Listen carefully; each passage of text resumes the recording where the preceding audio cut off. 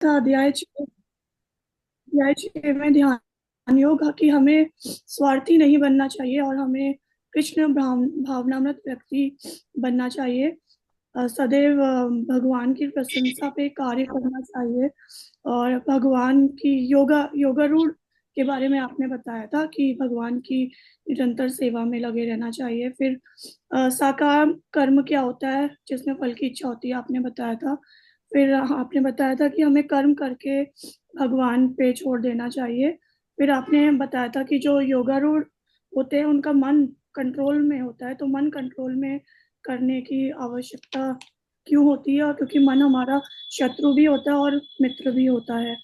तो और मन को भक्ति से दूर नहीं ले जाना चाहिए और अपने को पवित्र बनाना चाहिए और अपनी विल पावर स्ट्रांग रखना चाहिए, मोटिवेटेड और एनर्जाइज रहना चाहिए। जितना ज़्यादा हम भक्ति करते रहेंगे उतनी हमारी विल पावर बढ़ती जाएगी। और फिर आपने मन को बस में करने के पॉइंट्स बताए थे, जैसे कि मतलब अपने मन को, सारी इंद्रियों को भगवान के कार्य में लगा दो। और फिर आपने सफल योगी के बारे में बताया था। फिर आपने बताया था भक्ति, टॉप लेवल के जो भक्ति होती है उसके क्या लक्षण होते हैं।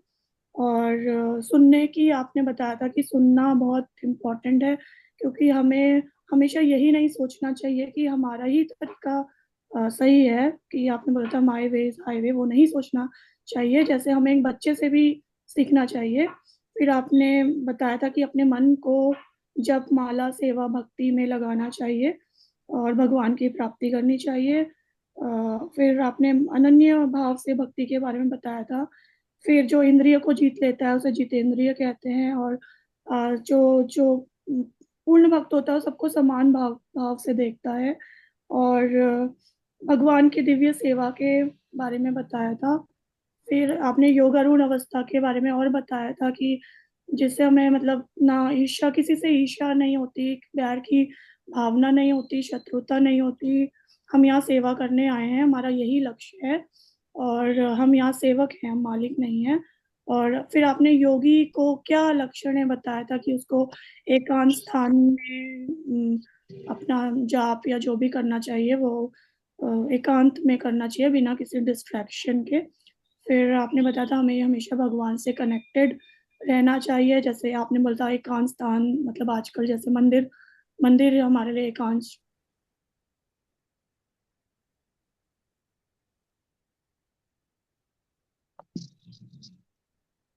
हरे कृष्ण माता जी, आप शायद म्यूट हो गई क्या?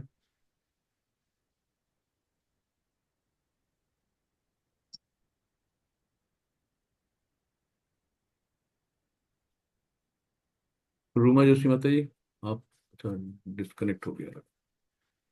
चलिए कोई नहीं, बहुत सुंदर प्रभु माता जी जी। का ये शायद डिस्कनेक्ट हो गया था कोई नहीं, आधे। कोई कंटिन्यू माता हाँ प्रभु जी, फिर आपने ओम उच्चारण के बारे में बताया था कि वो भी मतलब एक अच्छी चीज होती है। फिर आपने भगवान के नाम का चिंतन और भगवान के पवित्र नाम का कीर्तन, भक्तों का संग के बारे में बताया था। मतलब वो उससे हमारा भक्ति भाव ज्यादा जागता है। और आपने बताया था कि अ, फिर आपने हम मतलब जितना पर्याप्त है हमें उतना ही, मतलब लिमिट बैलेंस्ड योगी जो होता है वो हमेशा एक बैलेंस्ड पर्सन होता है, कुछ चीज की अति नहीं करनी चाहिए। और हमें हमेशा जो भी हम प्रसाद या खाना खा रहे हैं उससे पहले भगवान को ग्रहण करना चाहिए, नहीं तो वो हम पाप खाते हैं। फिर नियमित मात्रा में हमें खाना चाहिए बताया था। और आपने डिसिप्लिन नियम के बारे में बताया था कि स्वयं कैसे नियम का पालन करके हम अच्छी मतलब लाइफ जी सकते हैं। और आपने बताया था कि हमें अपने हर चीज को, मन को, वाणी को, हाथों को, शरीर को, जीभ, पाँव, सिर, सबको कैसे भगवान की भक्ति में लगा लगा सकते हैं। फिर आपने बताया था कि मतलब जो योगारूढ़ व्यक्ति होता है वो, मतलब जो सबसे अच्छा भक्त होता है वो दूसरे के दुख को देखकर भी, मतलब उसे दुख होता है तो वो किसी को दुख में नहीं देख सकता। और ईश्वर से अपने संबंध को कभी भूलना नहीं चाहिए। फिर आपने 3 प्रकार के ताप बताए थे, भौतिक ताप, आध्यात्मिक ताप, दैवी ताप। फिर आपने बताया था कि भगवत भक्त जो होता है सदैव जीवों का कल्याण करता है, अन्य का भी भला करता है, सिर्फ अपने ही बारे में नहीं सोचता। फिर आपने बताया था कि हमें हमेशा मतलब तैयार रहना चाहिए कि हमारा मतलब कभी भी कुछ भी हो सकता है, तो हमेशा हमेशा भक्ति करनी चाहिए। और अभ्यास, जितना हम अभ्यास करेंगे हम उतना ही भक्ति में आगे जाएंगे। फिर आपने बताया था कि अच्छे कर्म जो करता है उसकी कभी दुर्गति नहीं होती, भगवान उसकी हमेशा साथ देते हैं जो भगवान की शरण में होता है। फिर आपने शास्त्र, साधु और गुरु का साथ के बारे में बताया था। फिर फिर आपने बताया था कि सर्वोच्च श्रेणी के भक्त के बारे में, जैसे कौन है, आपने बोला था गोपियां मानी जाती हैं सर्वोच्च श्रेणी के भक्त। फिर आपने प्रभु जी कंक्लूजन में बताया था कि हमें वही प्रत्येक जीव को समान भावना से देखना चाहिए। और हम शरीर है, मतलब सब सब सॉरी, हम आत्मा है, तो सबको आत्मा की तरह से देखना चाहिए, श्रद्धा भाव होना चाहिए। और भगवान में, भगवान जो है वो श्रद्धा और प्रेम के भूखे हैं। और आपने लास्ट में बताया था कि हम यहाँ पे भगवान की सेवा करने के लिए आए हैं, वही हमारा परम लक्ष्य है। हरे कृष्णा प्रभु जी। बहुत सुंदर माता जी, हरे कृष्णा, हरि बोल माता जी के लिए। बहुत सुंदर। इसी तरीके से सबको ध्यान से सुनना है और नोट्स बनाने हैं। धीरे धीरे हम लोग एक एक चीजों को ग्रहण करते जाएंगे तो जल्दी हो जाएगी, क्योंकि कलयुग में हम लोगों की बुद्धि इतनी शार्प नहीं है कि एक बार सुन के सब चीजों को हम याद कर सकें। इसलिए कागज पेन लिख के बैठो, जहां से जो बात अच्छी लगे उसको नोट कर लो। हम्म। तो जो इंद्रियों को जीत लेता है उसको हम लोग गोस्वामी कहते हैं, और जो इंद्रियों का दास है वो गोदास है। तो हमें गोस्वामी बनना है, गोदास नहीं बनना है। और कल हम लोगों ने बात करी थी ध्यान योग की। तो इसमें मैंने ये भी बताया था कि 1 से 6 मतलब 3 भागों में बांटी गई है। तो 1 अध्याय से 6 अध्याय हम लोगों ने कर्म योग का पाठ पढ़ा है। अब जो अगला अध्याय शुरू हो जाने वाला है, सातवां अध्याय, ये बहुत ही रस से भरा है, ये खजाना है 7 से 12। तो बहुत, यानी कि भगवान ने स्वयं बताया कि भक्ति कैसे करती है, क्योंकि बिना भक्ति के भगवान तक नहीं पहुंच सकते। तो भगवान ने स्वयं बताया है कि भक्ति कैसे करनी है। तो भक्ति की विधियां, कैसे आप भगवान के करीब पहुंच सकते हो, तो इससे बहुत बढ़िया ये भक्ति का सार है, इसमें रस भरा है। तो इसे बहुत अच्छे से ध्यान से सुनना है। ये खजाना है, जितना लूट सको उतना लूट लो। तो ये अध्याय 7 का हम लोग आगे बढ़ेंगे, और मंगलाचरण करने के बाद आगे बढ़ते हैं। ओम नमो भगवते वासुदेवाय, ओम नमो भगवते वासुदेवाय, ओम नमो भगवते वासुदेवाय। ओम अज्ञानतिमिरान्धस्य ज्ञानञ्जनशलाकया चक्षुरुन्मिलितं येन तस्मै श्रीगुरुवे नमः। श्रीचैतन्यमनोभीष्टं स्थापितं येन भूतले स्वयं रूपं कदा मह्यं ददाति स्वपदान्तिकम्। वन्देऽहं श्रीगुरु श्रीयुतकमलं श्रीगुरुवैष्णवांश श्रीरूप साग्र जातम सहगण रघुनाथान्वितां तम सजीवम साद्वैतम सावधूतम परिजन सहित कृष्ण चैतन्य देवम श्री राधा कृष्ण पादान सहगण ललिता श्री विशाखान्वितांश। हे कृष्ण करुणा सिंधु दीन बंधु जगतपते गोपेश गोपिका कांत राधा कांत नमोस्तुते। तप्त कांचन गौरांगी राधे वृंदावनेश्वरी वृषभानुसुते देवी प्रणमामि हरि प्रिये। नमो विष्णुपादाय कृष्णपृष्ठाय भूतले श्रीमते भक्ति वेदांत स्वामिने इति नामिने। नमस्ते सरस्वती देवे गौरवाणी प्रचारिणी निर्विशेषा शून्यवादी पाश्चात्य दिशतारिणी। जय श्री कृष्ण चैतन्य प्रभु नित्यानंदा श्री अद्वैत गदाधर श्रीवासादि गौर भक्त वृंदा। हरे कृष्णा हरे कृष्णा कृष्णा कृष्णा हरे हरे, हरे राम राम राम हरे हरे। हरे कृष्णा कृष्णा कृष्णा हरे हरे, हरे राम राम राम हरे हरे। हरे कृष्णा कृष्णा कृष्णा हरे हरे, हरे राम राम राम हरे हरे। अनंत कोटि वैष्णववृंद की जय, श्रील प्रभुपाद की जय, गुरु महाराज जी की जय, सभी भक्तों की जय। हरे कृष्णा, हरि बोल सभी हरे को। कृष्णा। प्रभु जी, एक सूचना देनी थी भक्तों को। मैंने ग्रुप में एक मैसेज डाला है, कल डाला था। वो जी फॉर्म भरवाना है मंदिर की तरफ से। आप भक्ति में कैसे बढ़े, किस तरह बढ़े, ये करने के लिए मंदिर ने मांगा है। सभी भक्त उसको भरे। तो अनिवार्य रूप से सभी लोग इसको भर लें। और ये हर तरीके से भक्तों का, मंदिर का सपोर्ट है कि आपकी भक्ति में कैसे आपको बढ़ाया जाए, सबके लिए जरूरी है। शिक्षक हो, टीचर हो, या पढ़ने वाले हो, ड्यूटीज हो, सबके लिए है। तो आप लोग भरिए और उसका आनंद लीजिए। तो उस पर बीच बीच में क्विज भी आती आएंगी, और सब चीज़ों को आपसे ध्यान से देखिएगा, तो आप एक तरह से कनेक्ट रहेंगे। मंदिर नहीं जा पाते, लेकिन फिर भी आप लगेगा कि मंदिर में बैठे हैं। तो बहुत अच्छा है, आप इसको फॉर्म भरिए, फिल करिए सब लोग। गुरु दूसरा, जो कृपा। भक्त पढ़ना चाहते हैं वो हैंड रेज करें, एक एक करके उनका नंबर पढ़वा दो। हरे कृष्णा।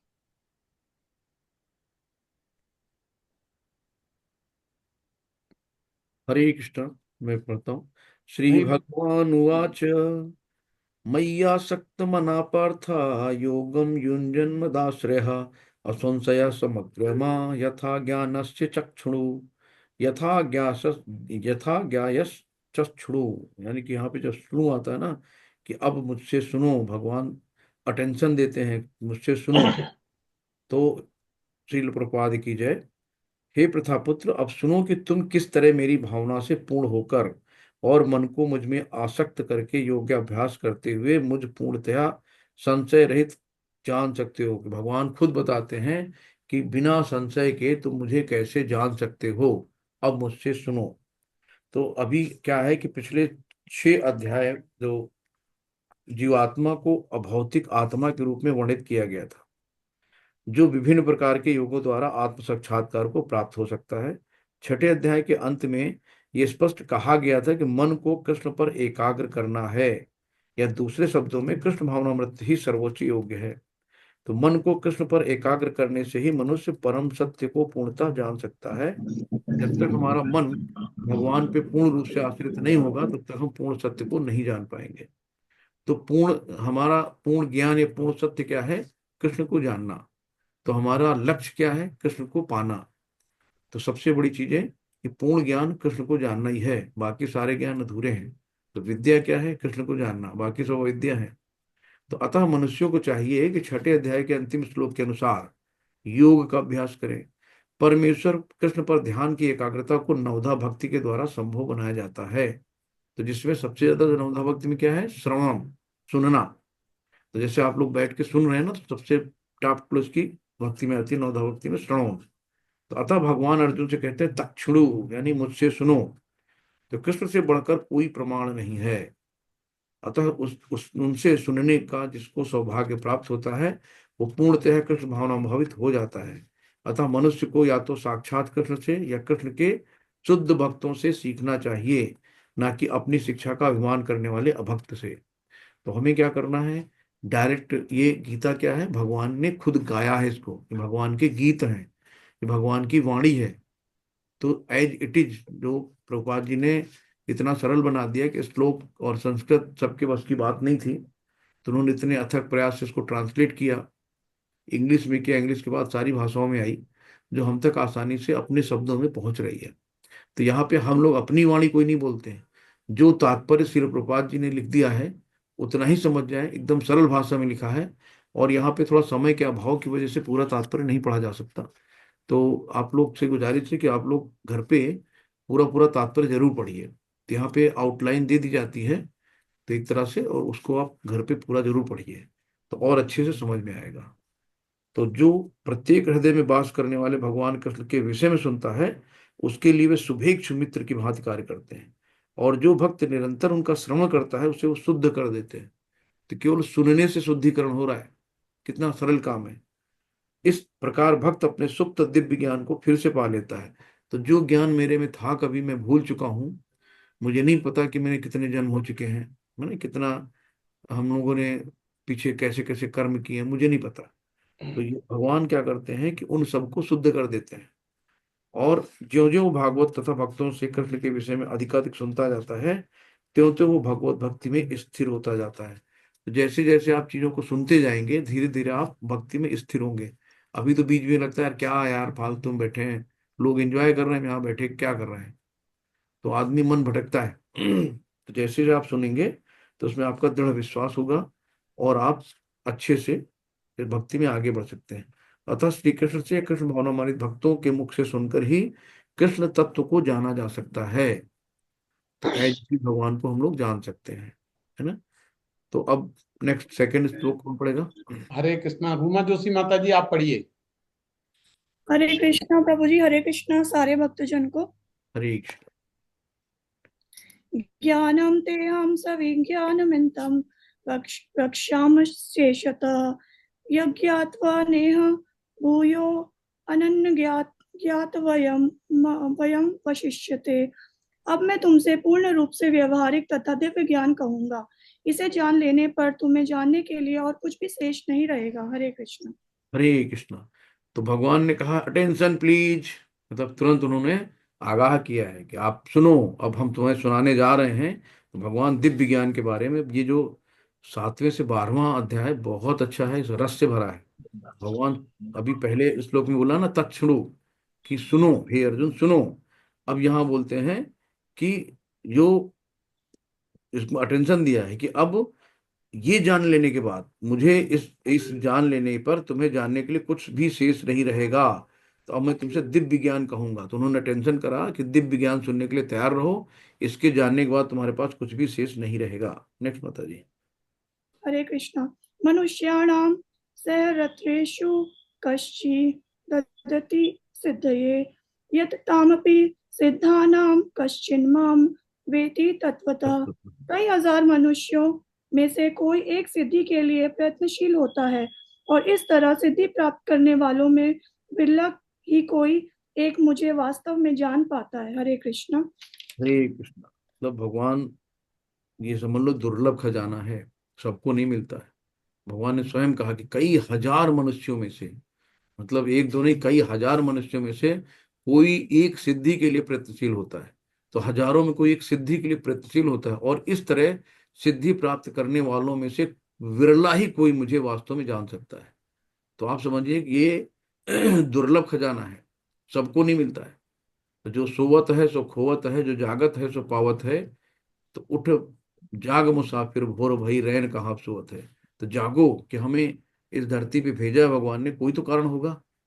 यूं ही तो नहीं भेज दिया जाओ खाओ पियो बच्चे पैदा करो मौज करो जाके। वो तो कुत्ते बिल्ली और सुअर भी कर लेते हैं। तो उनमें हमें अंतर क्या है? तो एक भगवान की भक्ति सिर्फ हमें मनुष्य के रूप में ही संभव है। तो भगवान से आप इच्छा तो जाहिर करो, भगवान से आप इच्छा जाहिर करो, भगवान उसको सैंक्शन तुरंत करते हैं। तो इसमें बिरला ही कोई एक मुझे वास्तव में जान सकता है। तो कितनी विभिन्न कोटियां, 84 लाख योनियों में कहीं एक बार मनुष्य का जन्म मिलता है, और हम ये न जान पाए कि हम शरीर है आत्मा है, इतना भी हमें ज्ञान ना हो। तो फिर हमारा जीवन किस लिए उपयोग का है ना। यद्यपि महात्मा महानतम निर्विशेषवादी मायावादी शंकराचार्य ने अपने गीता भाष्य में स्वीकार किया है कि कृष्ण भगवान है। कि मायावादी लोग कृष्ण को देवता मानते हैं, लेकिन भगवान शंकराचार्य जी ने इसको एक्सेप्ट किया है, कृष्णम तू भगवान स्वयं।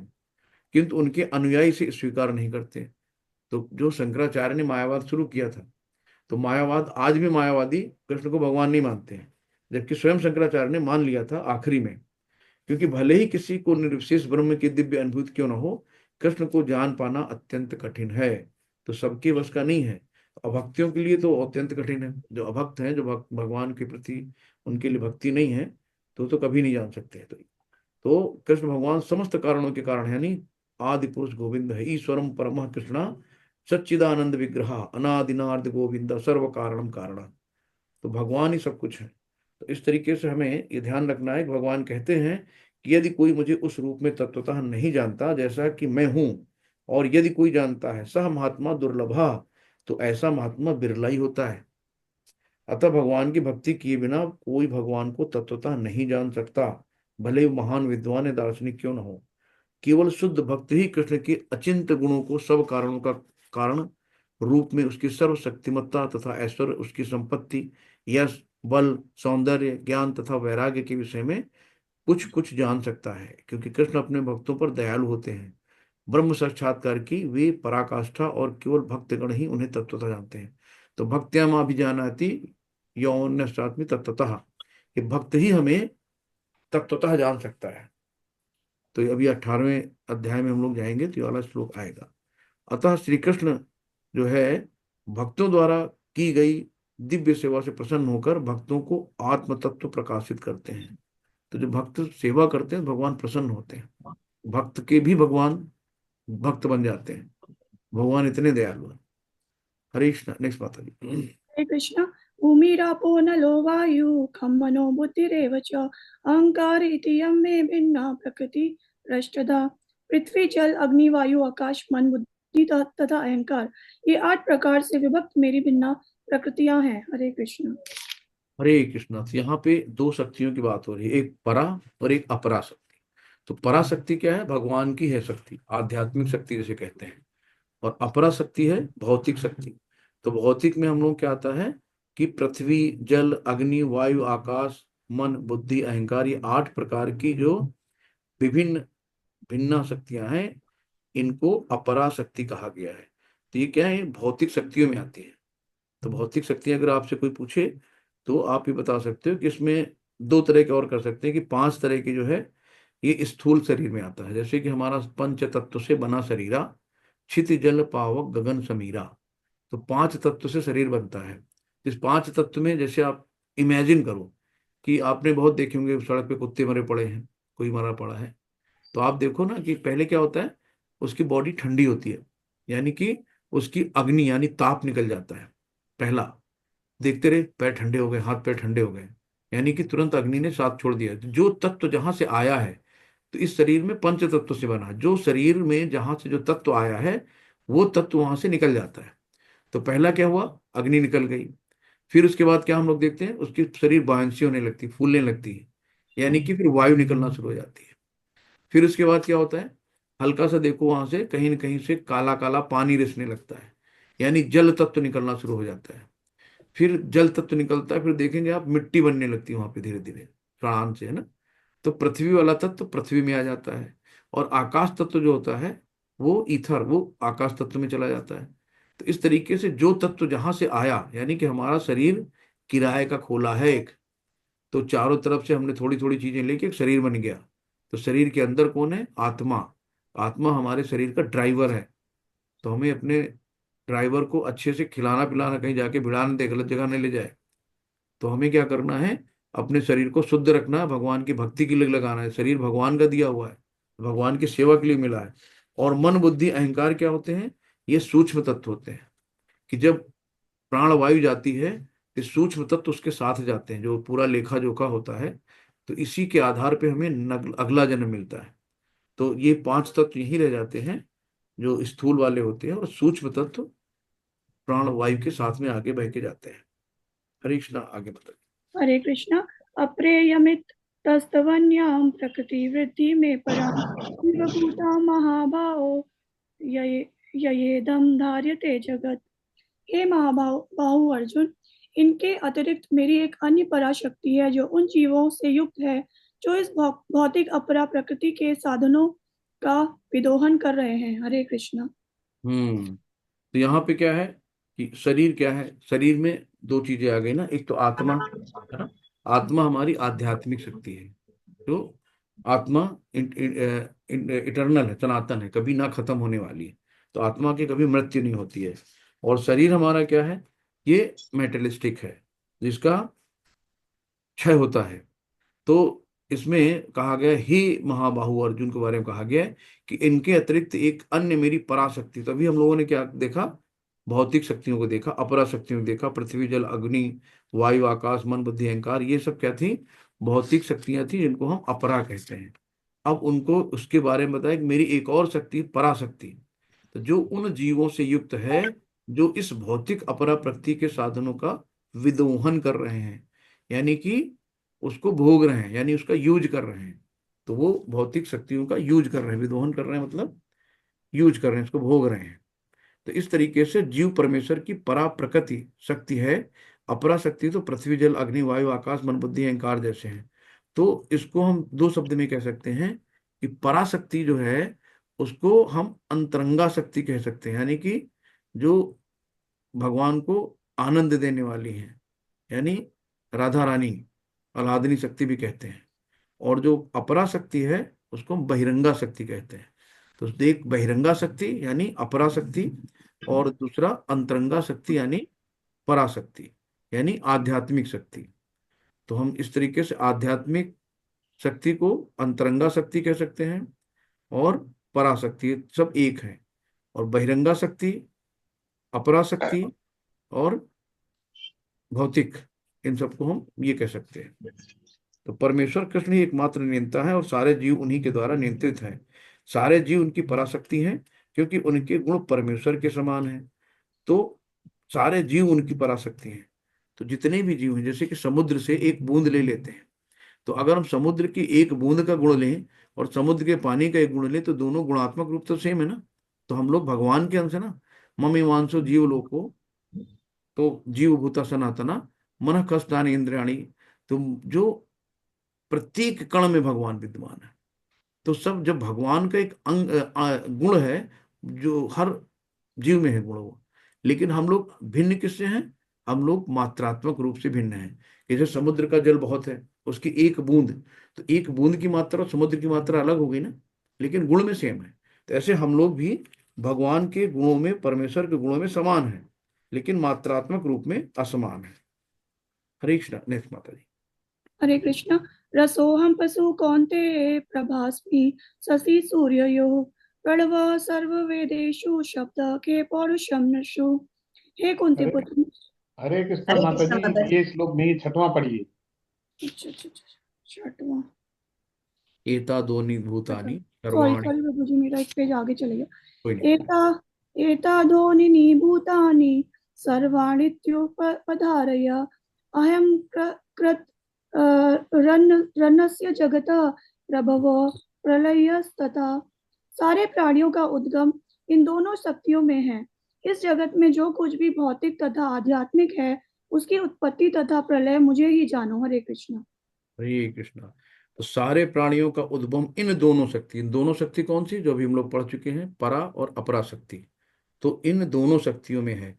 इस जगत में जो कुछ भी भौतिक तथा आध्यात्मिक, भौतिक मतलब मैटेरियल, जो मैटेरियलिस्टिक है, और आध्यात्मिक मतलब स्पिरिचुअल है जो, तो उनकी उत्पत्ति का प्रलय मुझे ही जानो, यानी कि समस्त कालों का काल भगवान स्वयं है।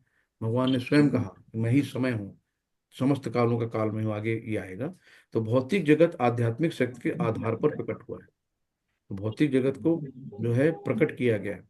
तो एक बालक धीरे धीरे बढ़कर कुमार, अंत में युवा बन जाता है, क्योंकि उसके भीतर आत्मा उपस्थित रहती है। इसी प्रकार एक विराट ब्रह्मांड की समग्र सृष्टि का विकास परमात्मा विष्णु की उपस्थिति के कारण होता है। अतः आत्मा तथा पदार्थ मूलतः भगवान की दो शक्तियां हैं। तो आत्मा हो गई स्पिरिचुअलिटी वाली, और पदार्थ भौतिक हो गया। तो जिनके संयोग से विराट ब्रह्मांड प्रकट होता है। अतः भगवान की सभी वस्तुओं, भगवान जो है सभी वस्तुओं के आदि कारण हैं। नित्यो नित्यानाम चेतन चेतसाम। तो ये भगवान ने कहा। नेक्स्ट माता जी। हरे कृष्ण। मतः परतरम नान्य किश्चिदस्ति धनंजय मयि सर्वमिदं प्रोक्तम सूत्रे मणिगणा एव। हे धनंजय, मुझसे श्रेष्ठ कोई सत्य नहीं है। जिस प्रकार मोती धागे में गुथे रहते हैं, उसी प्रकार सब कुछ मुझ पर ही आश्रित है। हरे कृष्ण। हरे कृष्णा। तो भगवान ने कहा ना कि सब कुछ भगवान पे आश्रित है। सर्व कारणम कारणम स्वयं भगवान है। तो जैसे उन्होंने एग्जाम्पल दिया, जिस प्रकार मोती धागे से गुंधे रहते हैं, उसी प्रकार सब कुछ मुझ पे आश्रित है। तो एक धागा होता है, जैसे एक परिवार है। आज आपके मम्मी है, पापा हैं, भाई है, बहन है, पति है, पत्नी है, बेटे हैं, एक मिल के परिवार बना ना। एक परिवार का एक सूत्रधार हुआ कि ये गार्जियन है, ये इनके बच्चे हैं। लेकिन उनमें से एक कोई, किसी की डेथ हो गई, तो क्या हुआ कि वो परिवार से, परिवार तो है लेकिन वो गया कहाँ, गया नहीं पता, वो आया कहाँ से नहीं पता। वैसे जैसे कि माला है, माला में अगर इतनी मोतियां हैं, वो मोतियां कहाँ से आई किसी को नहीं पता, लेकिन एक धागे में आके वो बन गई माला, यानी एक परिवार बन गया। अब माला टूटी तो मोती कहाँ चले गए किसी को नहीं पता। तो वैसे हमारा जीवन है कि हम, कि कौन से जो कर्म थे, कि उन कर्मों का क्या प्रारब्ध था, हमारा अपनी माँ से क्या प्रारब्ध था, बच्चे से क्या था, पिता से क्या था, कि यहाँ मिलके परिवार बना। तो ऐसे परिवार बनता है कि हर एक आदमी का कोई हिसाब किताब होता है। तो उनका बेटा बन गया, उनकी बेटी बन गई, उनका पिता बन गया, वो सब अपना एक दूसरे का हिसाब चुकता करने आते हैं। तो एक परिवार हो गया। और उस परिवार में से कौन कहाँ से आया किसी को नहीं पता, और कौन कहाँ जाएगा किसी को नहीं पता, लाइक एक माला की गुड़िया की तरह। तो ऐसे भगवान कहते हैं कि भगवान क्या मेन धागा है, तो भगवान पे तो सभी आश्रित हैं। उसी प्रकार सब कुछ भगवान पे आश्रित। मैंने एक छोटे से परिवार की बात करी, भगवान का तो पूरा साम्राज्य ही है। तो जो व्यक्ति उसे जान लेता है वो भी दिव्य बन जाता है, किंतु जो उसे नहीं जान पाता वो संसारिक दुखों में को भोगते रहते हैं। तो परम पुरुष से बढ़कर कोई सत्य नहीं, क्योंकि वो श्रेष्ठतम है, वे सूक्ष्म से भी सूक्ष्मतर और महान से भी महानतम है। हरे कृष्ण। नेक्स्ट। हरे कृष्ण। रसोहम पशु कौन्तेय प्रभास्मि शशि सूर्ययो प्रणव सर्ववेदेषु शब्द के पौरुषम नशु। हे कुंती पुत्र, मैं जल का स्वाद हूँ, सूर्य तथा चंद्रमा का प्रकाश हूँ, वैदिक मंत्रों का मैं ओमकार हूँ, आकाश में ध्वनि हूँ तथा मनुष्य में सामर्थ्य हूँ। हरे कृष्ण। हरि बोल। तो भगवान का पता, भगवान अपने अपना रहस्य खुद बता रहे हैं कि मैं जल का स्वाद हूं। आज से जब आप जल पीजिएगा तो जल में जो स्वाद लेते हैं ना, भगवान स्वयं है। तो आपको जल पीते समय भी भगवान याद आएंगे। भगवान ने स्वयं कहा कि मैं जल का स्वाद हूँ। तो वो स्वाद नहीं जो आर्टिफिशियल स्वाद होता है, आजकल आरओ का पानी ले लो, वो कड़वा लग रहा है कि उसका ले लो। जो नेचुरल स्वाद होता है, जब हम पहाड़ों पे जाते हैं ना, तो झरनों से पानी निकलता है, तो डायरेक्ट पी लेते हैं ना, वहाँ कोई आरओ ना कुछ, तो वहाँ कोई नहीं लगता, कितना स्वादिष्ट मीठा पानी होता है। तो भगवान स्वयं ये पता बता रहे हैं अपना कि मैं जल का स्वाद हूँ, सूर्य तथा चंद्रमा का प्रकाश हूँ। तो सूर्य और चंद्रमा भगवान के तेज से प्रज्वलित होते हैं। वैदिक मंत्रों में ओंकार हूँ, आदमी ओंकार के लिए कहता है ना कि ओंकार शब्द। तो वैदिक मंत्रों का ओंकार जो है, जो मेन मूल शब्द है, ओम से जो शुरू होता है, वो भी स्वयं भगवान ही है। आकाश में ध्वनि हूँ और मनुष्य में सामर्थ्य हूँ। तो ये सब कुछ भगवान खुद बता रहे हैं कि जल का स्वाद यानी मूलभूत गुण। कोई भी व्यक्ति समुद्र का जल नहीं पीना चाहता है, क्योंकि उसमें शुद्ध जल के स्वाद के साथ नमक मिला रहता है। जल के प्रति आकर्षण का कारण स्वाद की शुद्ध और शुद्ध स्वाद भगवान की शक्तियों में से एक है। तो भगवान अपने आप को कहीं भी किसी भी रूप में विस्तार कर सकती है, यही उनका एक अचिंत्य भेदा भेद तत्व कहलाता है। तो ओंकार कृष्ण का शब्द स्वरूप है। तो अगर हम शब्द स्वरूप की बात करें भगवान की, तो वो है क्या है? ओंकार। तो कृष्ण का ज्ञान मुक्ति है और उनके प्रति अज्ञान बंधन है। तो अगर हमें भगवान का ज्ञान है तो यही मुक्ति है, और ज्ञान नहीं है तो ये हमारे बंधन का कारण है। हरि बोल। नेक्स्ट बात है। हरे कृष्ण। पुण्यो गंधः पृथिव्यां च तेज अस्मि विभावसो जीवनम सर्वभूतेषु तपस्मि तपस्वी पशु। मैं पृथ्वी की आग सुगंध और अग्नि की ऊष्मा हूँ, मैं समस्त जीवों का जीवन तथा तपस्वियों का तप हूँ। हरे कृष्ण। हरि बोल। भगवान फिर कह रहे हैं कि पृथ्वी की आदि सुगंध, जब बारिश होती है ना, तो कितनी सौंधी सौंधी महक आती है। तो पृथ्वी की आदि सुगंध हो, अग्नि की उष्मा हो, जो अग्नि में हीट होती है, तेज होता है, ताप होता है, वो भगवान कहते हैं वो स्वयं मैं हूँ। समस्त जीवों का जीवन तथा तपस्वियों का तप। समस्त जीवों का जीवन भगवान है, तपस्वियों का तप भी भगवान है। तो विभावसु का अर्थ अग्नि है। अग्नि के बिना ना तो कोई फैक्ट्री चल सकती है, ना कोई भोजन पक सकता है। और ये अग्नि है कौन? ये अग्नि कृष्ण स्वयं है। अग्नि का तेज उष्मा भी कृष्ण ही है। तो इस तरीके से पाचन तक के लिए अग्नि, जो जठराग्नि होती है, जिसको पेट में कहते हैं ना जठराग्नि, तो वो भी भगवान कहते हैं मैं स्वयं हूँ। तो इस तरीके से कृष्ण की कृपा से मनुष्य अपने को दीर्घायु या अल्पजीवी बना सकता है। अतः कृष्ण भावनामृत प्रत्येक क्षेत्र में सक्रिय रहता है। तो कृष्णम तो भगवान स्वयं, हर एक चीज में कृष्ण है, कृष्ण कृष्ण। नेक्स्ट माता जी। हरे कृष्ण। बीजं मा सर्वभूतानां विद्धि पार्थ सनातनम बुद्धि बुद्धि मता अस्मि तेजस्तेजस्विनाम अहम। हे प्रतापुत, यह जान लो कि मैं ही समस्त जीवों का आदि बीज हूँ, बुद्धिमानों की बुद्धि तथा समस्त तेजस्वी पुरुषों का तेज हूँ। हरे कृष्ण। हरि बोल। तो यहाँ पे भगवान ने स्वयं कह दिया कि मैं ही समस्त जीवों का आदि बीज हूँ। लोग कहते हैं ना कि मुर्गी पहले आई कि अंडा, क्या पहले आया? बताइए आप लोग, मुर्गी पहले आई कि अंडा पहले आया? कोई बताएगा? हरे कृष्ण प्रभु जी। जी माता जी। सबके सबके पिता भगवान है और प्रकृति सबकी माता है। जी मतलब ये सवाल उठता ही नहीं है कि कौन पहले आया, भगवान ही सबके बीज है। जी। तो अभी इसी श्लोक में आया ना साफ साफ कि जान लो कि मैं ही समस्त जीवों का आदि बीज हूं। तो सबसे पहले क्या आया? बीज। तो भगवान ही बीज है। तो सबसे पहले अंडे ही आया, मुर्गी तो बाद में आएगी ना। तो भगवान स्वयं कह रहे हैं बुद्धिमानों की बुद्धि तथा समस्त तेजस्वियों का पुरुषों का तेज हूं। तो दो तरह के प्राणी होते हैं, चर और अचर। तो चर मतलब जो मोटाइल होते हैं, और अचर मतलब नॉन मोटाइल। तो नॉन मोटाइल में कौन होते हैं? जितने भी पेड़ पौधे हैं सब नॉन मोटाइल, एक जगह जड़ खड़े रहते हैं। तो जड़, और जो चेतन मतलब चलने वाले, चर वाले हैं। तो पशु पक्षी मनुष्य अन्य जो चलने वाले हैं हमको हम लोग चर प्राणी कहते हैं। तो इन सब के बीच स्वरूप पिता भगवान श्री कृष्ण ही हैं। तो अतः आदि रूप में कृष्ण समस्त वस्तुओं के उद्गम है, वे मूल हैं। जिस प्रकार मूल सारे वृक्ष का पालन करता है, मूल मतलब जड़, उसी प्रकार कृष्ण मूल होने के कारण इस जगत के समस्त प्राणियों का पालन करते हैं।